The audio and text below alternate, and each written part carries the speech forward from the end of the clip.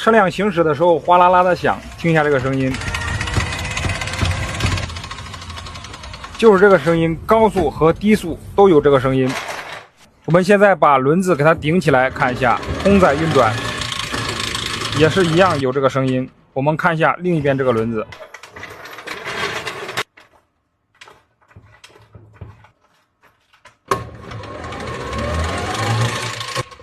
两边都有这个声音，但是这个车子不影响正常骑行，正常跑路拉货都没什么问题。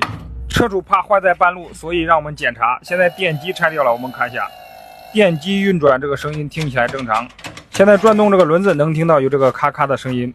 现在我们继续拆，找到看到底是哪里发出来的响声。先把这个轮子给它拆掉。轮子拆掉没有发现里边有问题，现在把这个半轴给它拆出来。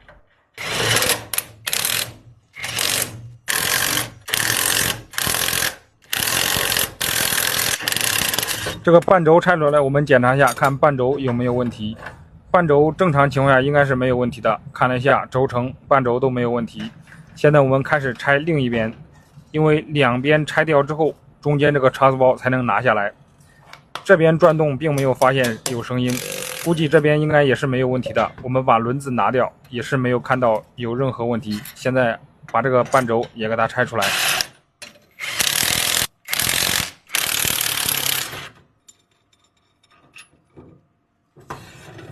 拆到这里到现在还没有发现哪里有问题，这个半轴也是好的。现在这台电动车的机械驱动部件只剩中间这个差速包了。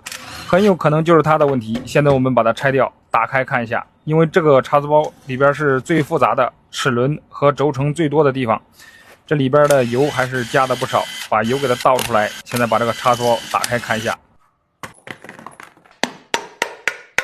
打开之后我们一个齿轮一个齿轮的开始检查，先检查这个大的，不知道这个从大的上面掉了一个铁渣，仔细观察呢，这里边齿轮没有发现有哪个齿轮损坏的，都是非常完好，并没有发现什么问题。没有找到问题怎么办呢？还是把它装回去，还是直接换一个新的呢？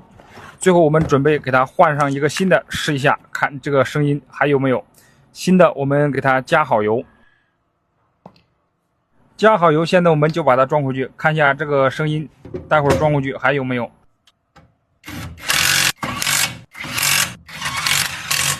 差速包安装之后，现在开始安装电机。电机上面这个垫子已经损坏了，给它清理一下，换一个新的垫子，把电机给它安装上。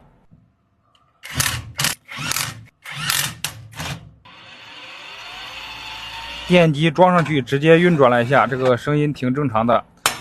接着我们把两边这个半轴和轮子给它装回去。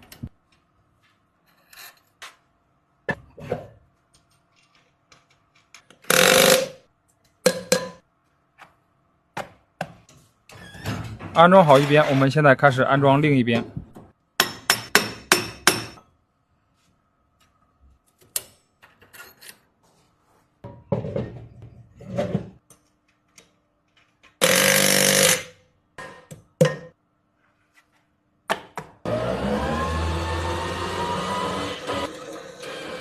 这个声音听上去是正常的，没有任何问题。